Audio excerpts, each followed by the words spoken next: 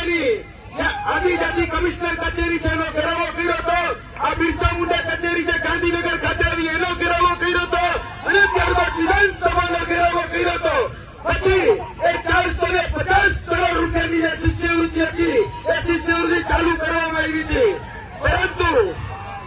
પરંતુ આજ વખતે ફરીથી એ જ રીતે જે આદિવાસી સમાજનું બાળક ભણી ગણીને આગળ વધે તેના માટે જે પોસ્ટ મેટ્રિક શિષ્યવૃત્તિ જે યોજના હતી એ ફરીથી બંધ કરી અને 550 કરોડ રૂપિયાની ગ્રાન્ટ આ સરકારે ક્યાંક ને ક્યાંક અટકાવી રાખીએ છે. ત્યારે આ માધ્યમથી હું સરકારને કહેવા માંગુ છું કે 5 દિનની અંદર તમે આ આદિવાસી સમાજના બાળકોની શિષ્યવૃત્તિ જો એના ખાતામાં જમા ન કરી તો યાદ રાખજો આવનાર દિવસોમાં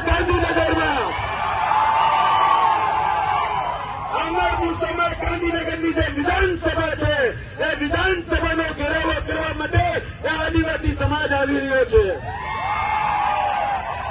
આદિવાસી સમાજના હક અધિકાર માટે હંમેશા છત્રભાઈ લડતા હતા. આ નકલી કચેરીઓ એના માટે લડ્યા, મનરેગા કૌભાંડની માટે લડ્યા. આજે જેટલી પણ તમારી શાળાઓમાં શિક્ષકો છે ને ત્યારે રિવર્સ દાંડી યાત્રા કાઢી આદરણીય છત્રભાઈ વસાવાએ લડત આપી છે. ત્યારે ખભાથી ખભા મિલાવીને અમે ચાલ્યા છીએ.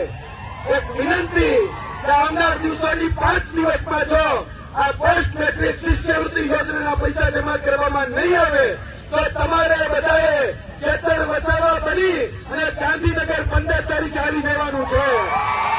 જય હિન્દ, જય ભારત.